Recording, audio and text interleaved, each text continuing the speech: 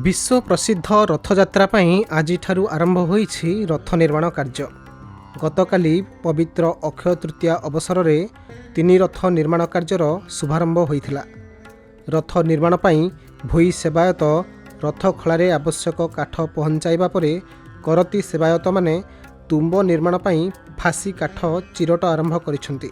प्रथम दिन में 3 रथ करती सेवायत माने 3टी तुंब काटिछंति।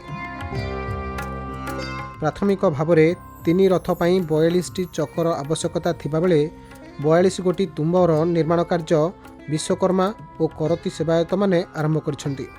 रथ निर्माण में संपृक्त समस्त सेवायत अत्यंत निष्ठार सह शुद्धपूत भाव में रथ निर्माण कार्य रे लागिछंति।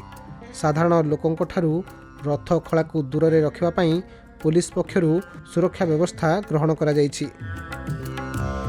3 रथ भोई सेवायत माने 6टी तुंब जोगाइबा परे रथर मुख्य विश्वकर्मा निर्दिष्ट माप और साइज अनुजाई तुंब गुड़िक साइज करुछंती। तेबे तुंब निर्माण सरिबा परे एथिरे बिंध अनुकूल करा जाई खोदेई सह पई और अर पर्यायक्रमे निर्माण करा जिवो। ब्यूरो रिपोर्ट, खबर ओडिशा।